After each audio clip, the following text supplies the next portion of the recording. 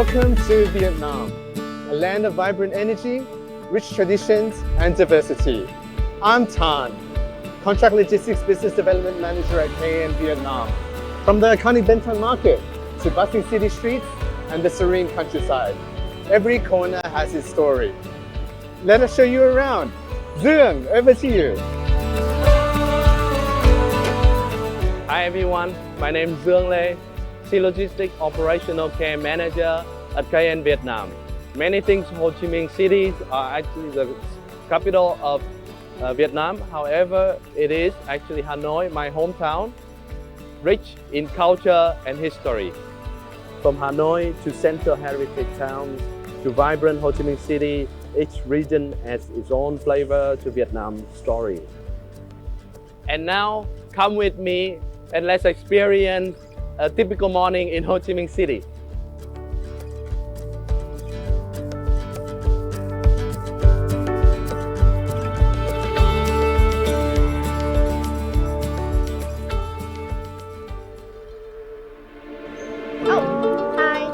I'm Hawa, Network Key Account Manager for Healthcare at KN Vietnam. We start our day at one of the many coffee spots near our Saigon office. Did you know that Vietnam is the second largest coffee producer, famous for its Robusta beans? My go-to order is a coffee soda, sweet and strong.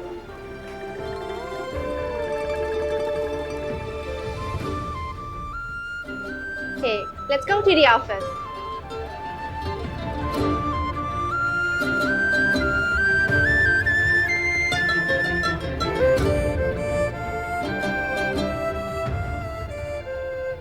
Cảm ơn em. Hi, I'm Tuyên Nguyễn, Sea Logistics IC Operational Care Supervisor. My morning start with bánh mì, an iconic street food found on every corner. It's simple, delicious, but full of local flavor.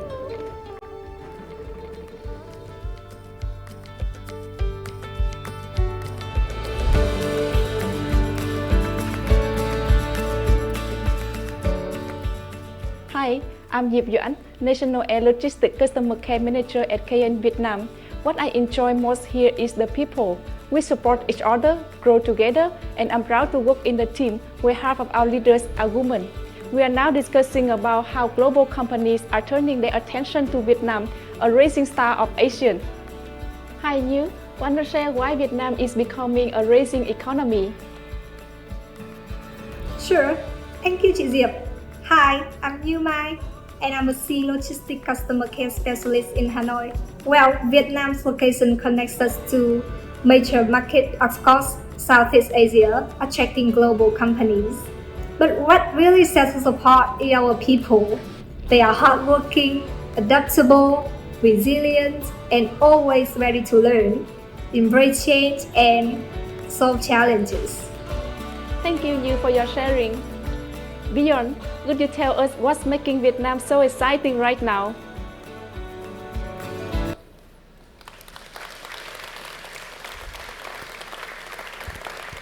Great. Cảm ơn Yip. And xin chào from Vietnam to everyone from Dong Nai province and our newly open RDC here next to Ho Chi Minh City. We're about 35 kilometers outside of Ho Chi Minh City. We have also about 35 degrees, so it's going to be a hot town hall. And before I get started, I would like to first of all extend our welcome to the Lego Group, which is with us here with us today. Elena, welcome. And of course, Stefan, our global CEO.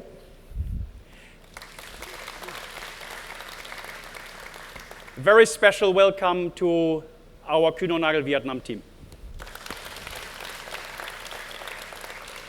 And of course, everyone who is listening to us today globally along or among the Kuehne+Nagel offices all over the world. Let me also say a special thank you to my team who has setting up the scene today. It was a lot of work. Until 11 p.m. yesterday, our IT specialists were working to set everything up. So thank you very much for that as well. To answer on Yip's question, and I have only 2-3 minutes, but I could talk for hours. It's exactly what we said in the video. It's a country with endless opportunities right now. We experience growth which the country has not seen before. We have customers joining us in Vietnam, and we as Kuehne+Nagel Vietnam, we are ready to be the extension of your business all over the Kuehne+Nagel world. With this strategic location, we are becoming a logistic hub in Southeast Asia. And the best evidence is the RDC, which we opened yesterday, which will grow up to 16,000 square meters by end of the year. Lego is just one of the logos which makes us very proud, especially in Vietnam. But what makes me very proud of being part of that team, the organization in Vietnam and the people. Yip has mentioned it in the video, and it's everyday joy coming to the office and see those people, the energy on how we drive business and how we want to be part of that very successful Kuehne+Nagel network. Today, it marks 31 years since we have opened our first office in Ho Chi Minh City. Today, we have 750 Kuehne+Nagel colleagues in Vietnam in more than 11 locations. The town hall for us is a great moment. And it makes us proud to be part of that and be basically hosting this here today. With that final remark, I would like to hand over to our global CEO, Stefan. Thank you.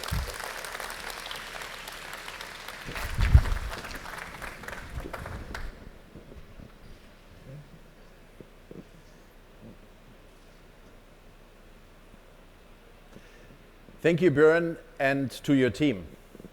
A warm welcome from my side to this 7th Global Town Hall. Good afternoon, colleagues in Asia. Good morning to our colleagues in Europe. For the American, it's a little more challenging. Thank you for those who have dialed in. Elena, thank you for joining us today from the Lego Group. Warm welcome to you and your colleagues here today. And warm has really a meaningful purpose here, I can tell you. This is my first trip to Vietnam, and you can feel the energy. Björn was talking about it. Very motivated and young team. It's exciting to be in Vietnam, the world's fastest growing economy of the mature markets, a GDP growth of 7.5% and a population of 100 million people. I've met with colleagues and customers, had great discussions since last Sunday. Yesterday, we inaugurated this Lego Regional Distribution Center where we are standing now. Located strategically close to the new manufacturing facility, very sustainable to serve Australia, New Zealand, Malaysia, Singapore, Japan, and soon as well India. Strengthening their Asia-Pacific logistics network and leveraging market growth there. In a moment, Elena from Lego Group will join me here on stage to talk about her customer experience with us. But before we go into the details, let me just reiterate a little bit on an announcement we made a couple of days ago. My dear fellow colleague Gianfranco Scro, who was heading up contract logistics the last 10 years, has decided to leave the organization to pursue a CEO role in a mobility company based in London as of October 1st. I remember the days when we started together in the board, and then we had a lot of hiccups in contract logistics. Always challenging when we went into the implementation phase of a business. This is completely over. Contract logistics, and thank you very much, Gianfranco. I hope you're listening in, and your team, you did an outstanding job. It's very stable, it's growing year after year, and the margin and the satisfaction ratio which we have achieved with customers is really second to none in the marketplace. And really, I have high respect on what has been achieved with the team the last couple of years. Eduardo Razzuk is going to join us on board effectively October 1st as well. I know Eduardo quite some time ago, and you know, in my times as HO when I was leading Road, we had one very specific topic in South America, in Brazil, with the Eichenberg acquisition, which went not too well. And this is the moment when you really learn the capability from a manager, right? When the heat comes, right? And Eduardo was really very helpful to turn around the business, and then we together sold it very successfully. So good luck to you and your leadership team, Eduardo. And then Another announcement or another change is coming into the road organization, and I have to say I'm really, really thankful what Hans-Jörg has done. We always, from the very beginning, had a very open, transparent discussion about when he's going to retire, and he said to me, I will help you, I will do everything what needs to be possible to bring road forward and manage the customs agenda as well, and I will step down when I'm turning 60, and this is exactly happening next year. So he was helpful as well in the transition to his potential successor.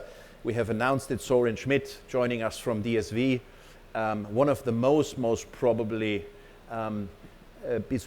positive bespoken person in the road environment on the globe is going to join us effectively May 1st, and I'm looking very much forward as well to welcome Soren then next summer. And thanks to the road team, I know it's very tough currently in Europe in particular with the domestic markets in France and in Germany, and with the volumes which we are all missing in the marketplace, but under the leadership of now Hans-Jörg until next summer, and then Soren, you will succeed in this difficult environment. So to both of you, thank you, and all the best for the new role.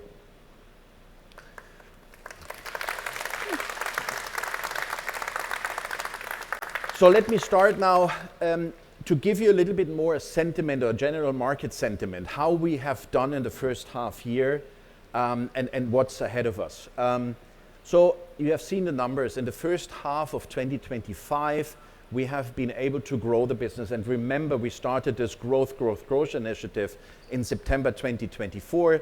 And back in Atlanta, that was the key theme of the town hall: grow the company. And we have been rather successful in the first half of 2025. Sea freight has grown by 2%, air freight has grown by 7%. In the second quarter, we have seen an air freight growth of more than 9%. So what is really positive about that is not only the growth and the figures, is as well that none of our large European competitors has seen this growth. And I can really say thank you very much, and you can proud, all of you around the globe can proud what we have achieved. There's another discussion in the marketplace, and you might remember when DSV has announced to take over Schenker, everybody was saying now Kuehne+Nagel is losing the #1 spot in sea freight and air freight from a volume perspective, right? And there was a huge debate everywhere, and you have seen it in the press. And I can tell you, this is not happening in 2025. With the growth of the teams, right, and both sides, we will maintain #1 spot, which is really cool, guys, right? But there's always, not only in Kuehne+Nagel, but there's always a but or however, right? When we talk, we celebrate, but we are in an environment, and I want to really be transparent with you. We are currently in an environment which has changed completely the last couple of weeks. And when I say change completely, what do I mean with that, right? We are seeing a very challenging months or quarters ahead of us. And why is that the case? So first of all, we have less demand on volumes from customers and an oversupply, particularly in sea freight, because the carriers are bringing more and more ships into the equation. So we have more supply and a very soft demand. So CNBC 48 hours ago has announced or has shared the export numbers from China sea freight to the US. And in August, so the last month in August, volume has dropped by 33%. So that gives you a little bit of a flavor. And what is causing that? It's causing that the rates are really going down. And with lower rates, a forwarder like Kuehne+Nagel and the entire market has less on port capabilities to increase or to keep the margin. So we see that there is a lot of or tremendous pressure coming from customers, from the market into the margin, into the yield per unit when it comes to sea and air freight. So why I'm telling you that, because this most probably requires a couple of measures, and I come to that in a minute. On another note, you see a lot of numbers flowing around in the marketplace. I just want to give you one number or two on the size. How many people are working for Kuehne+Nagel? In September 2024, we had 80,500 colleagues around the globe working for our company. This is September. So now, 2025, we have 3,600 people working for us, so more than 4,000 people more. So the growth initiative and our focus on growing the company organically creates jobs. But that does not mean that we do not need to look into what's right for us, what is the right setup, right? So we are growing. However, when the market requires us to have adjust the business, we need to do that. And we are not standing still on executing on our ambition. What I will do now is I will give you an update on the progress of Roadmap, which we have launched in 2023, what drives our growth ambition 2026, and a couple of questions I will answer. How we will lead consistently across the organization, so leadership, how we get better at telling our great stories, because perception is reality, as better our stories are in the marketplace towards our customers, as more customers will be interested in us, and how we better serve our customers, so the CX part. Technology is a very important pillar. We want to become the most tech-capable company in our industry. And how do we scale our business in the hyperscaler market will follow at the end of my presentation, which is a new focus on the cornerstone market potential. But before I go into the details, let me invite Elena Talenti, Global Procurement Senior Director from Lego, and find out about Lego and their vision towards Kuehne+Nagel. Hello. Welcome, Elena. Thank you. How are you? Very good, thank you. It's great to be here.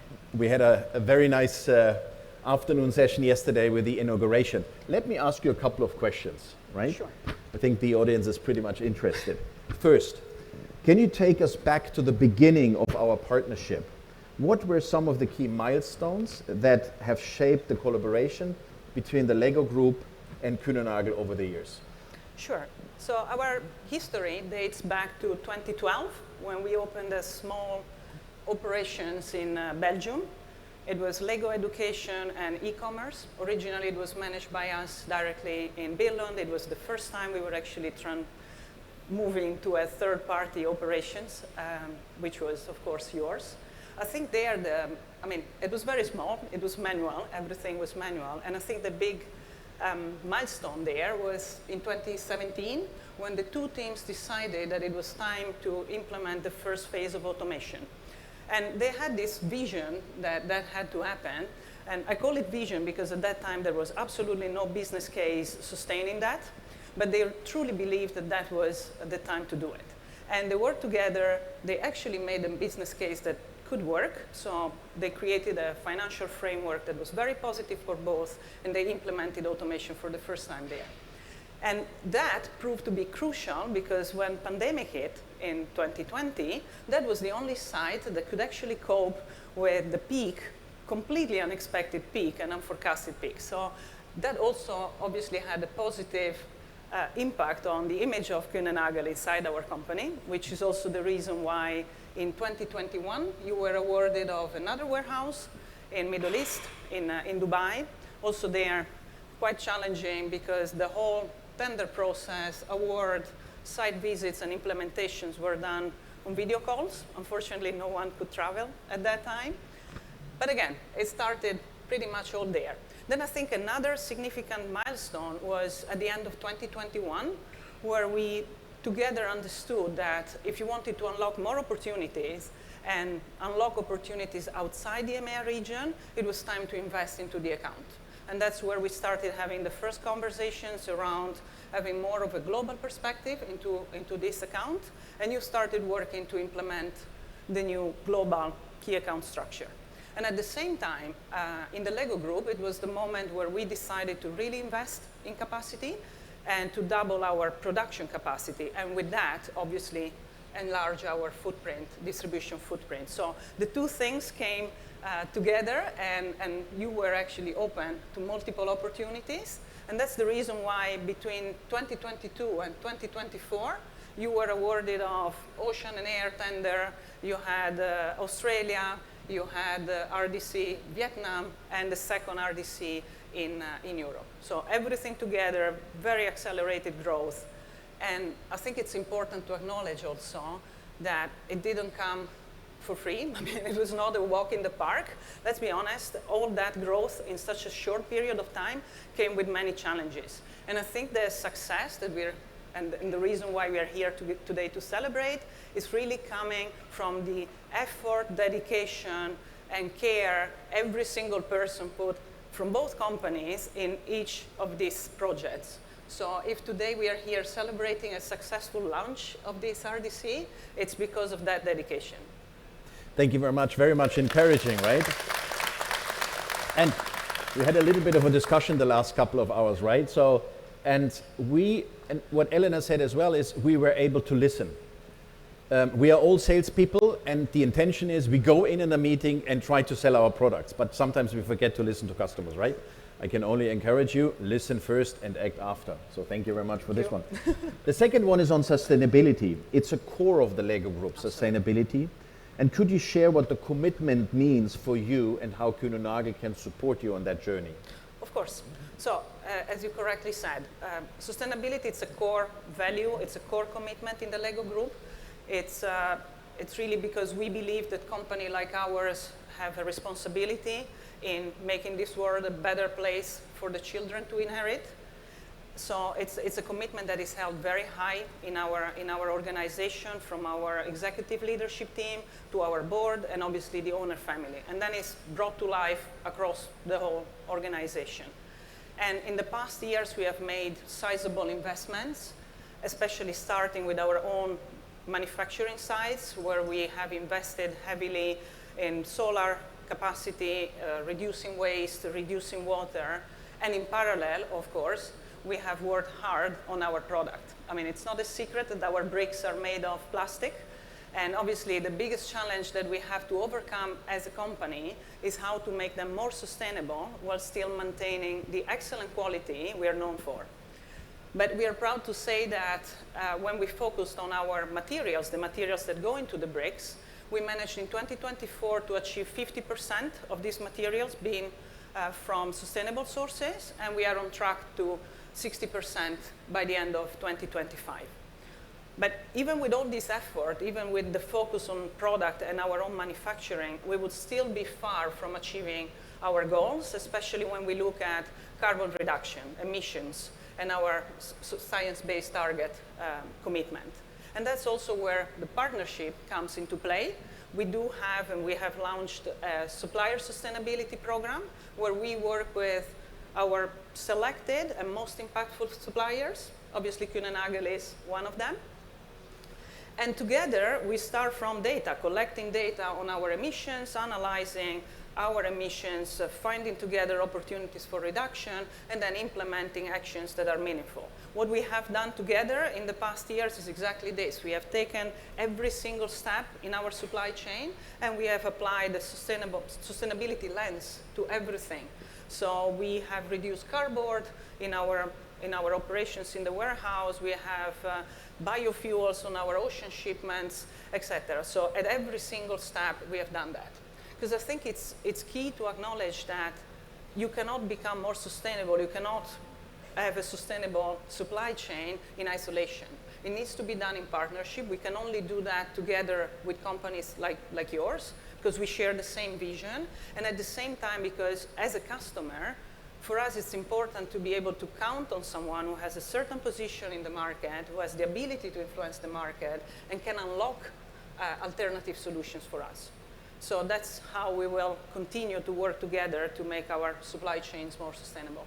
Thank you very much, Elena, on that. And I tell you, this will be music in the ears of our ESG people around the globe, because we know it's not so easy anymore, but we have committed ourselves towards the customers to be on track to help them to reduce their CO2 emission. And that's the reason why it was so important that you as a customer coming from Lego have reiterated that statement. Last but not least, we are proud of the strong relationship we've built with the Lego Group since 2012. What more can we do to deepen the strategic relationship with you and the group? So first, thank you for acknowledging that. I think both our companies are very proud of what we have achieved so far in terms of relationship.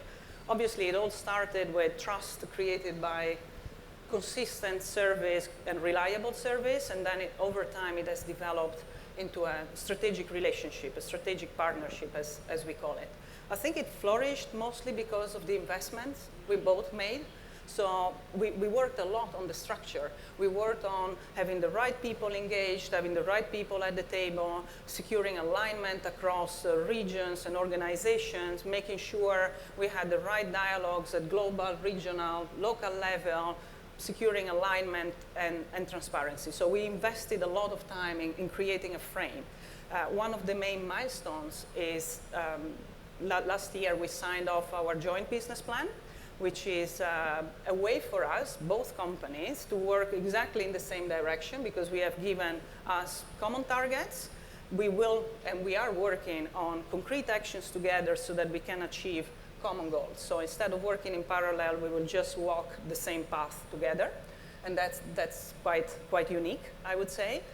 But I think that despite all the structure, this kind of partnership would not be possible and this kind of trust would not be achievable without all the candid and transparent dialogues we had, especially in challenging times, right? We, as I said before, not everything went smoothly from the beginning, and I think that the value Kuehne+Nagel brought to the table is really the fact that in many cases you put the customer first.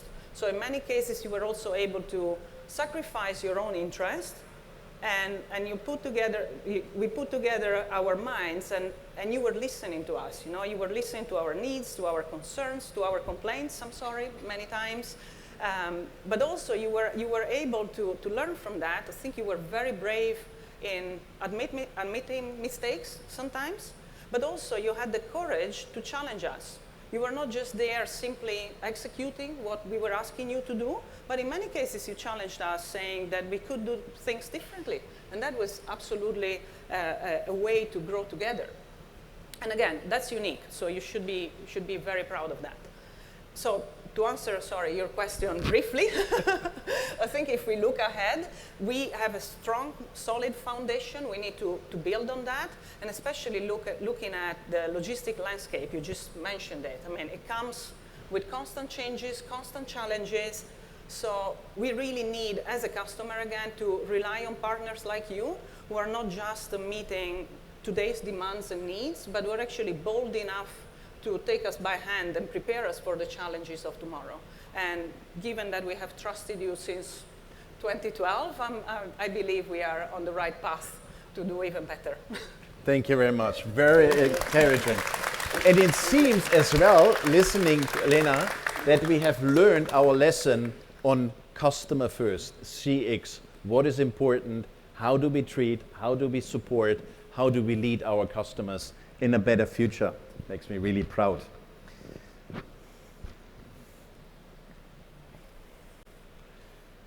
Just a little bit of a recap on Roadmap 2026. And in 2023, we have announced the roadmap with 12 non-negotiables. And I will pick a couple of them in order to give you an update how we are doing, what kind of insights have we gathered. So the first topic is the global onboarding app. Remember, in 2023, we had no global onboarding app and we had no consisting onboarding process around Kuehne+Nagel.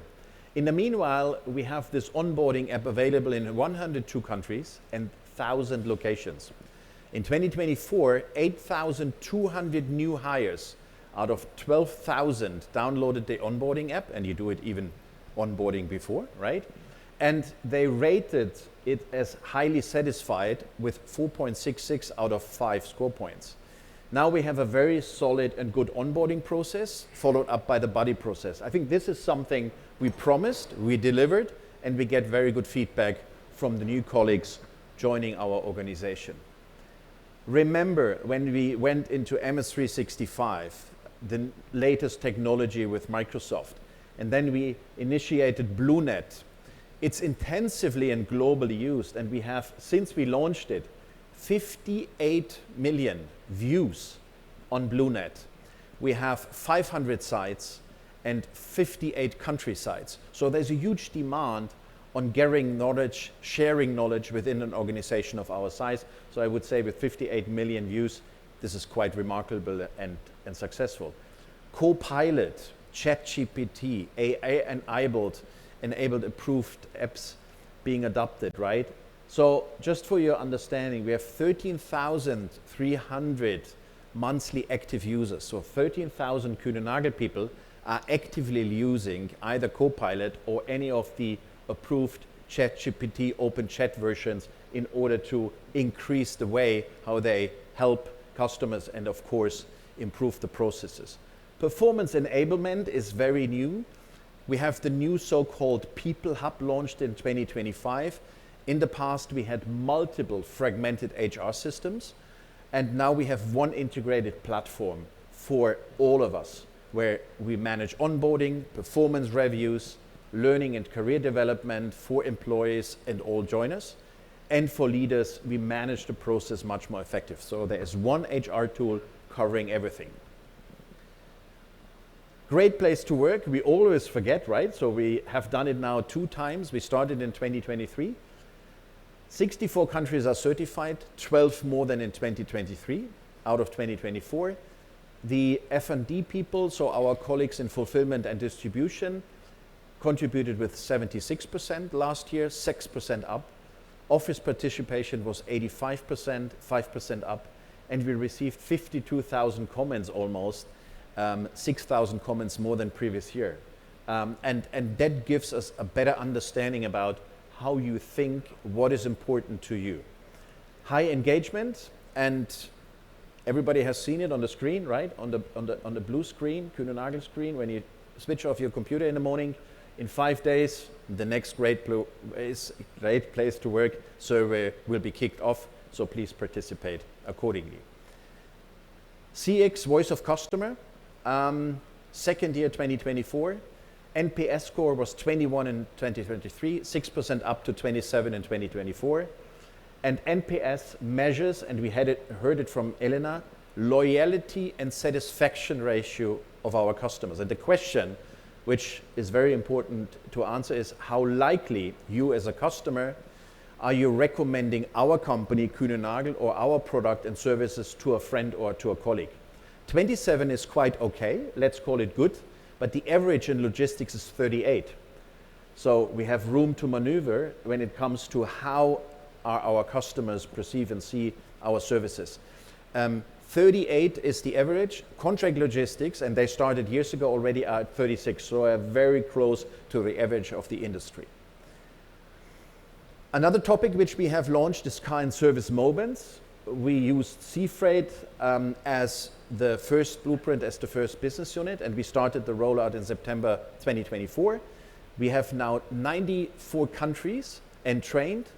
50% of these countries are already using car and service moments actively, with 300 CCLs and 940,000 customer inquiries. So what we have now is we have all the data to use AI, artificial, in order to improve the customer service. That was the prerequisite for the next step.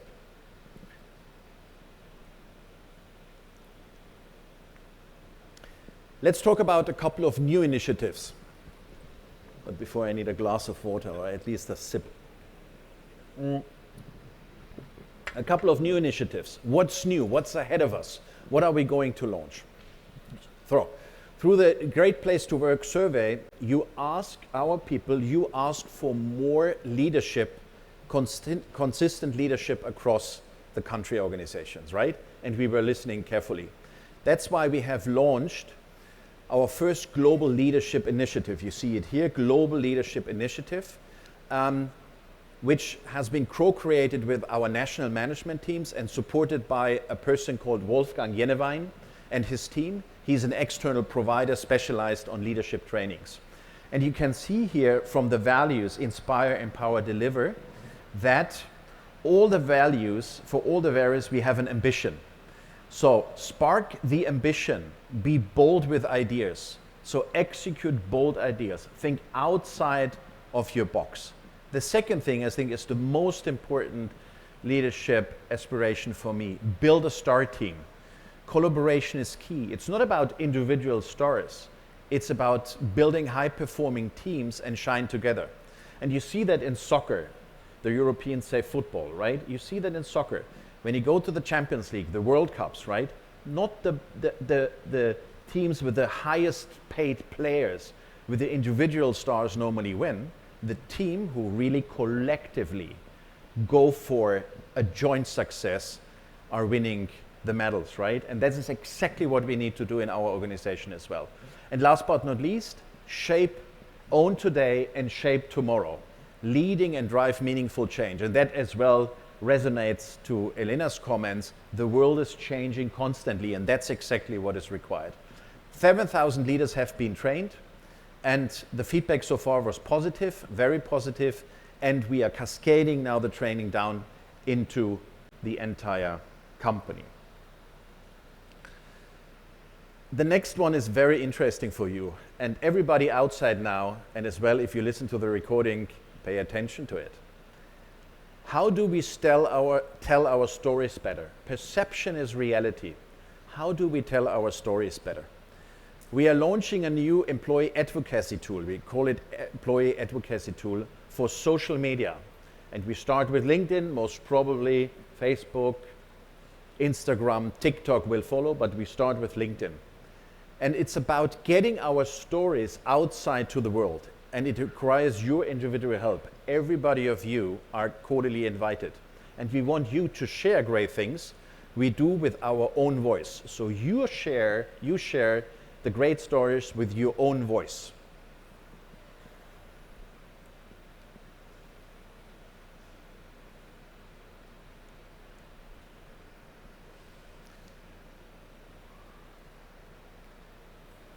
So now the system is, now we're back. The system was doing something without me doing a lot, right? So, but that is the life, right? So this is exactly what I said. Sometimes you need to deal with that. So now the system is gone completely.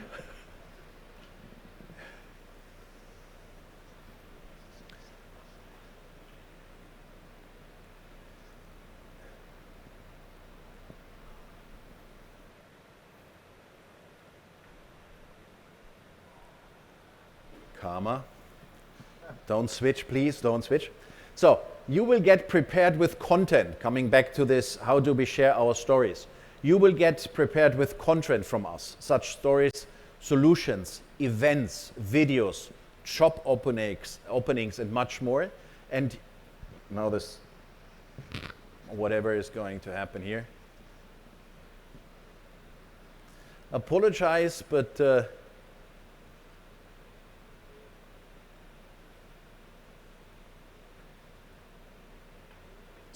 but what you need to do, you need to sign up for the tool first, right? This week, as we speak, the tool goes live, and you will see it on BlueNet. And please join, register yourself, and then you can use the content individually and use it for your own stories on LinkedIn and later on other social media tools. So you're cordially invited to watch out. It will be communicated in BlueNet in the course of this week.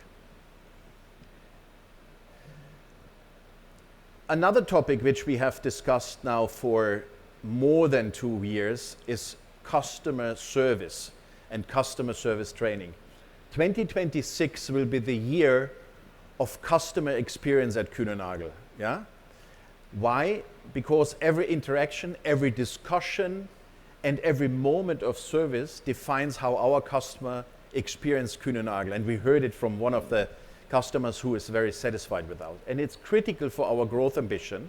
We want to ensure exciting new customers and that they are satisfied and retained. And we always talk about the back door, right? That we do not lose existing customers. Years ago, our industry was losing 25% on the smaller customers every year, and that's exactly what we need to address with this training. Everybody will be trained. So our office workers and our F&D people, it's a so-called awareness training to create a better customer experience. Customer-facing teams, so people who are facing customers on a daily basis, will have a little bit more training sessions, focus on communication, empathy, important, relationship building, and more. And this is the way how we build consistency, culture, and a better customer service for Kuehne+Nagel in the future.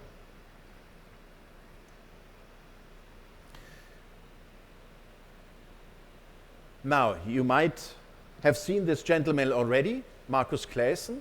We're making solid progress with our digital ecosystem, and I was talking about digital ecosystem, and Niklas was there last time as well, or the time before.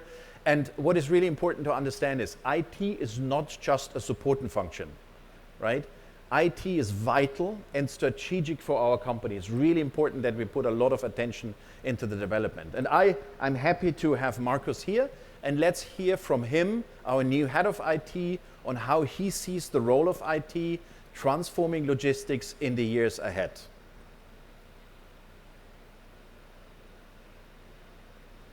Hello, Stefan. Hello to all of you around the world. I'm Markus Claesson, your new CIO, and this is my 10th day in the role. I'm originally from Sweden and recently moved to Switzerland with my family. We're really excited to be here. I'm passionate about the role of technology in business, and what really drives me is bringing people and tech together to create tangible business value. We tend to look at our industry as moving physical goods. However, in reality, the technology behind is increasingly differentiating and critical for our overall success. In many ways, technology defines customer experience, but also our success in attracting talent and working with partners. Technology has become a key element in our company strategy, and the team has made significant progress in shaping our digital ecosystem, modernizing IT, moving to cloud, and laying the foundation for AI. Even though a lot of change has been implemented, which sometimes can be painful, we can't lean back. Technology is a fast-moving space, and we need to continue and further accelerate our efforts to stay relevant and lead our industry. My ambition, together with all of you, is for us to become a digital leader and the most tech-capable company in this business. Let me give you 3 reasons why. First of all, this will enable us to integrate even more deeply with our customers and partners through our API architecture. It will make our customers' experience with us seamless, transparent, more efficient, and real-time. Secondly, it will also enable us to automate manual effort and improve accuracy across our value chain. For instance, by applying agentic AI in areas such as document processing. Last but not least, it will make us more resilient in managing risks, opportunities, service offerings, and pricing through advanced analytics and AI. Technology can really open up new business models that further strengthen our company. But in order to succeed, we need to imagine the art of the possible and make it happen. This can only be achieved by connecting and collaborating to drive innovation, by unlocking our potential and pursuing technology as a strategic lever, by focusing on how we can drive value, both top-line growth and bottom-line efficiency. That's quite a cultural challenge, and it will take time, but ultimately, that's what we need to achieve in order for Kuehne+Nagel to be the digital leader and even more successful in future. And that's exactly what attracted me to join Kuehne+Nagel. Let's shape the future together. And now, back to you, Stefan.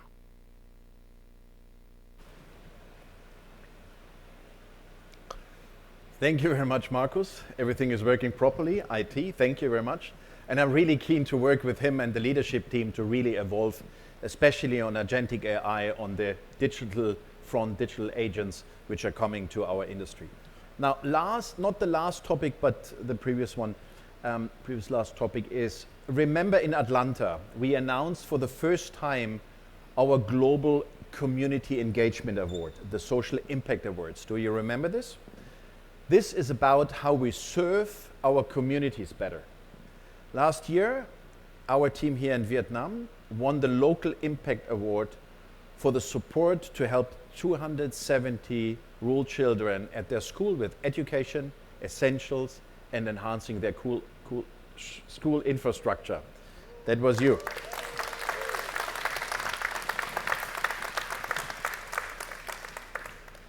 Now, we are calling for new nomination for the Global Community Engagement Award 2025. Remember, 3 categories.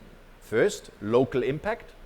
Second, volunteering heroes. And third, ESG priorities. Remember, submit your proposals by October 31st. And let's keep up the great work and active support for communities and sustainability efforts, please. My last topic before we go into the Q&A is focusing on the cornerstone market potential. And the question, how do we lead in new industries and markets? Let me start with a quick question and show your hands. How many of you have heard the term hyperscaler? Okay, let's say 5 to 10% of the room. Then let me explain what a hyperscaler is. Hyperscalers are large cloud service providers, primarily based in the US. This includes companies like Amazon Web Services, better known as AWS, Microsoft Azure, from MS365 known, Google Cloud Platform GCP, Meta Facebook, Oracle Cloud, and IBM Cloud. In China, the major players are Alibaba Cloud, known as Ali Cloud, Huawei Cloud, and Tencent Cloud. This is a hyperscaler. These are the large global hyperscalers. The hyperscaler industry, so everything around data center, right, is experiencing explosive growth driven by a global surge in demand for artificial intelligence, machine learning, cloud computing, data storage, and transformation taking place across every industry as we speak. And it's happening now, and it's happening extremely fast.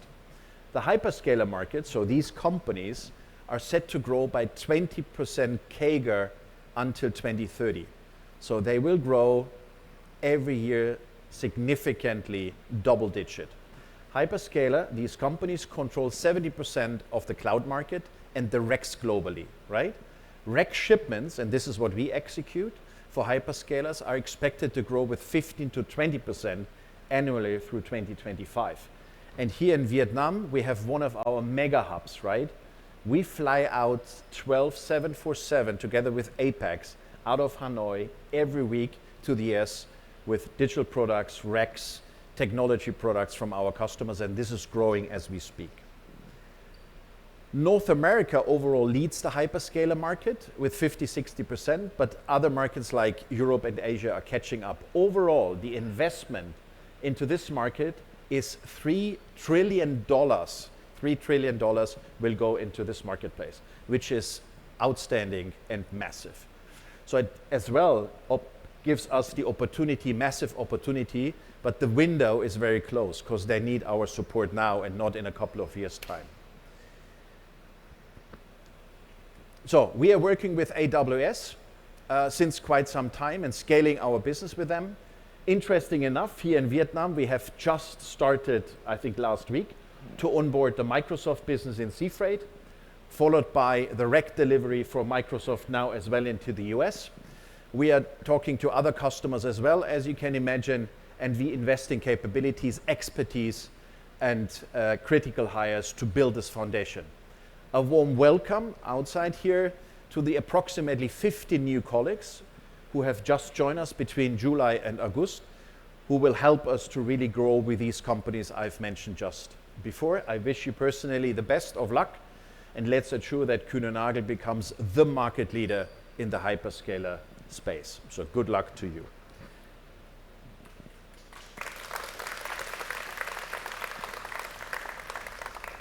So that brings me to the Q&A session, and I would like to invite Caroline and Björn to stage.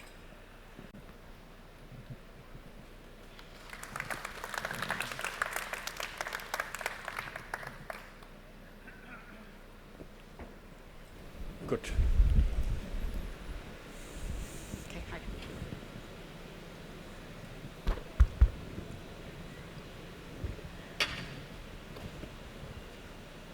So, Stefan and Bjorn, during the town hall, colleagues submitted questions. And often in the town hall, AI is a big topic, and we got many questions on that. So I thought we'd kick off with that first.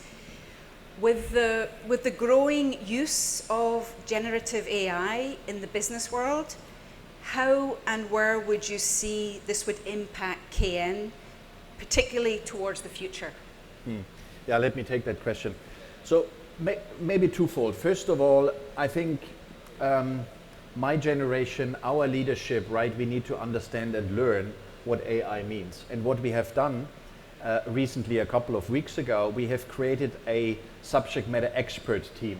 And the subject matter expert team is not coming from our leaders, it's very young people.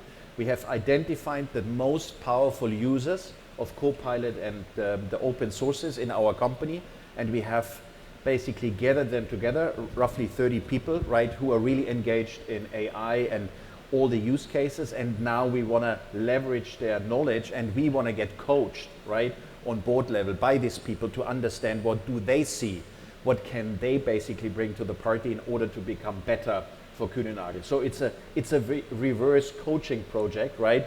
Not we as leaders coach the young generation, they coach us and tell us exactly what we need to do. And hopefully we start as we speak, right? That will really connect the dots between the two, basically the power users and us leading the business. So that's one thing. The second thing is, I think for every business leader is really important, but at the same time challenging, that we do identify the right topics.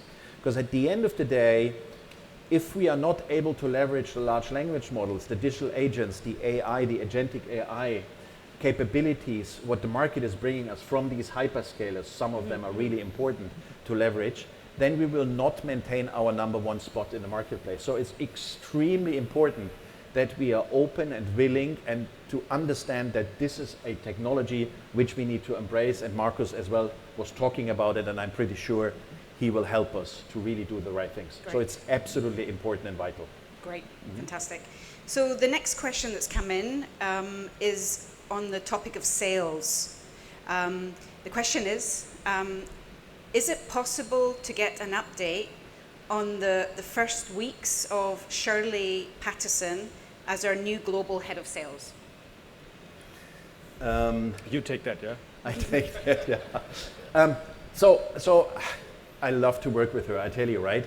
And she is always reminding me that how much time do you spend on customers? How much time do we spend on customers? What is really important on the relationship building? And I think here she will drive us to a different category moving forward. She has identified already 7 really flagship accounts, as she calls it, right? Where we need to do something completely different in terms of executive sponsorship, really be very bold with them, not a couple of 10 millions growth, more in the 100 millions of growth. And she is really driving us, and I can only, feedback is very positive, right? The pressure is high, of course, right? And she now currently, together with the GBDs, so the global business vertical leads, she is looking into the best setup for the GA program moving forward. I think she is very engaged.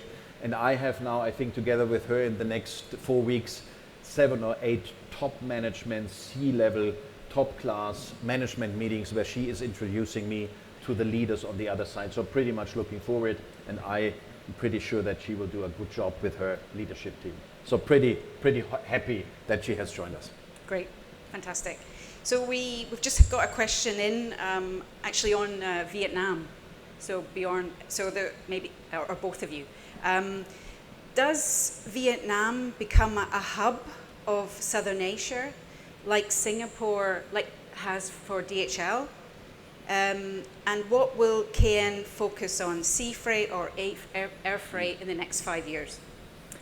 Yeah, to answer that, I think it's very difficult to compare Vietnam with Singapore because these are 2 completely different markets. As a hub, I would say, to take that from a different business unit perspective, we are building up, as Stefan mentioned before, on air, tremendous capacity right now in Hanoi. And that has potentially and is already to a certain extent hub character, right? Then we see with our customer here, Lego, they have built for a reason a factory in Vietnam because they will use it as a hub as well. So it will become a regional distribution center, or this warehouse acts as a regional distribution center to supply the Southeast Asian market as well as Australia and New Zealand. We see also other customers doing similar investments.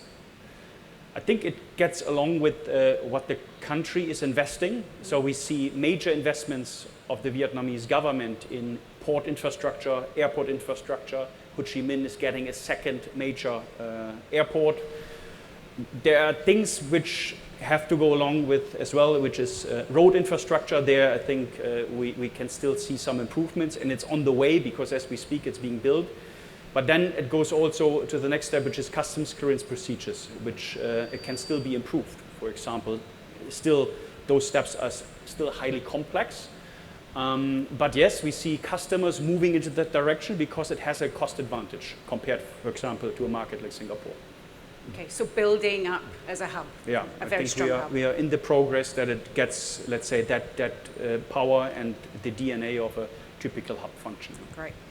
So the next question that's come in, so Stefan, in the talk, you hinted at some market challenges, especially in the second half. So the question is, in a challenging marketplace, are there any plans or any restrictions that employees could expect? Yeah, and fair question, and I will be absolutely transparent. So the first and foremost topic is yield.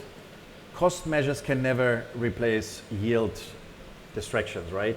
And everybody really needs to focus on yield, yield, yield, outside of the volume growth, which is anyway coming because we have the right program in place now. But everybody needs to protect yield as much as we can. But on the other side, the question was what's coming in terms of the cost measures.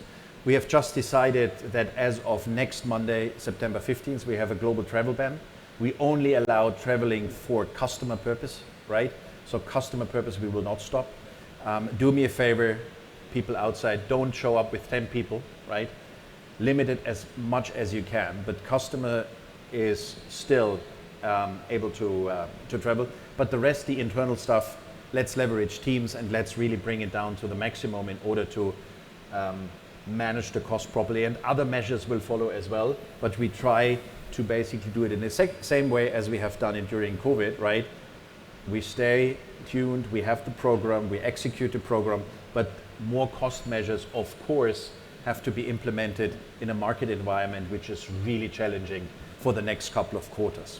Okay, so there's another question similar, and it says, in light of the recently announced changes within the US management structure, should we expect similar adjustments to be replicated in other parts of the world in the foreseeable future?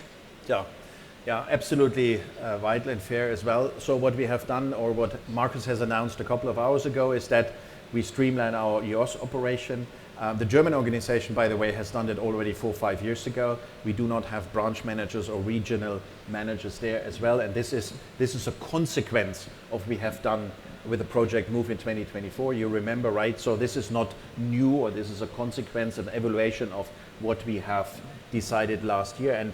And of course, there are no huge programs to restructure the company. Of course not. But always we need to look, and this is what I can only reiterate, right? We need to look into opportunities where we can streamline our operation, where we can take out cost, where we can be more effective closer to the customers as we speak. As more difficult the market will become, as more agile, and we have talked about bold moves we need to become. So I cannot basically exclude that there is something happening if markets are collapsing, but we do not have a huge project like Move on the horizon, and that I can confirm, but we need to fine-tune our P&L wherever we have a shortfall. Okay, thank you for that answer. Can I maybe ask if there's anybody in the audience that would like to ask a question? We have some microphones that we can pass around. Would anybody like to ask anything? Anyone? No? No? It's your chance. Become a star. Yeah? Be bold. No? Then you continue. No? Okay. So then... Dennis. Yeah. Then... so another question for you, Bjorn, on Vietnam has just come in. So it says Vietnam has clearly become a strategic growth market. You mentioned that in your answer before. What do you think are going to be the next big opportunities to grow here in Vietnam? I think one thing you mentioned already, hyperscaler, but that's what we see or as we speak. Mm-hmm. At the moment, the mega trends are definitely the developments we see in the north of Vietnam, in the area of Hanoi and Haiphong, the China Plus One developments. So we see numerous of customers, American driven, but also Chinese customers who are moving production into Vietnam. So that's definitely a mega trend, which we can see right now, and it will also not just stop. Yeah? Also the tariffs, everybody talks about the US tariffs. That is also obviously impacting us heavily. But as it seems right now, we are still benefiting from that development. So as long as that will be driving our business as we speak. As an investment, we want to further diversify our service offering.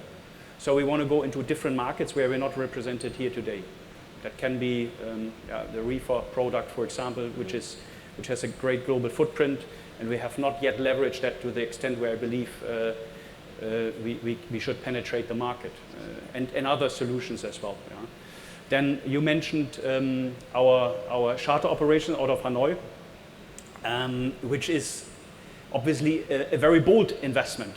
So together with Apex, we are running right now 12 charters weekly out of Hanoi to penetrate that market. And it basically puts us in pole position here in the marketplace in Vietnam, because no other airline nor logistic provider has that capacity on hand. Okay. So that's why we made the very bold promise. I mean, we are number one in the market in Vietnam today on sea logistics, and we want to be, by end of the year, number one on air. So, and I think, yeah. And we made a bold promise on NP2 in 5 years, but that I will not put on record. Yeah. Okay. So I'm coming to the second last question. So it's on people and development. And I think you touched on it, but maybe you could answer the question. What is our long-term strategy to prioritize and invest in employee development across all levels in the organization? And how do we align that with business goals and future talent needs? This is a complex one, rather big one. So first of all, reiterating what I have said with the leadership training, right? So our company, the last decades, always were in belief that our leaders are self-learners, and we don't need to help them, or we don't need to help the people in terms of what is good leadership all about. How do we build these teams, right? How do we lead by example? What do we do different in order to really foster and unleash this organic potential? So this commitment from us, from the Knagel board, is going to continue. So we will further invest into it, even if the times are getting harder, right? Because we will not stop investing into our people on all levels. So this is the first commitment. And then secondly, all business units have different products and different, to a certain degree, different dynamics and different trade lanes. And they as well need to come up, and they will as well, with their individual talent management initiatives in terms of what is needed, right? In contract logistics, you have a program, what is needed in road, and sea and air, which is a little bit similar. So my commitment is to the organization, we will not stop investing, and we will try to educate, coach, develop people as much as we can. I have as well had the opportunity to talk to the talents here of the Vietnamese organization, and I encouraged you pretty much so, raise your voice if you want to move to a different location, if you want to grow, you're not listening, if you are growing, want to grow basically to the next level, and if you want to leverage your career in Europe, in the US, wherever, we are here to listen. HR is going to help you to set that up. Huh? Okay. So let me go now to the last question, and it's a kind of big question. So if you were to sum up, what is the key criteria for Kuehne+Nagel to become the #1 logistics provider? What does it take? So basically, it's pretty simple. It's absolutely simple. And listen to the customer, listen to Elena. Be extremely close. Understand what their triggering points are. What do we need to do in order to help them to become more successful in their market? Okay. Then automatically, if you really understand that, we as an organization, we will drive the right products, we will drive the right people, the right behavior, the right leadership. Always, always focus on customers, and nothing can happen to us. Even if the market is going upside down, customers will always be there, and customers, if they trust us to 100%, will hand over their orders to us and not to anybody else. That's for me pretty clear. And she has in principle confirmed that this is the key triggering point for their decisions. Great, thank you. So that's the end, Stefan, of the Q&A. Thank you very much to both of you. So let me conclude the official part now with what we have promised to the market. So my colleagues and myself, we have promised to the market that we grow 1.5 times the global GDP. Global GDP currently is around, let's call it 3%-ish.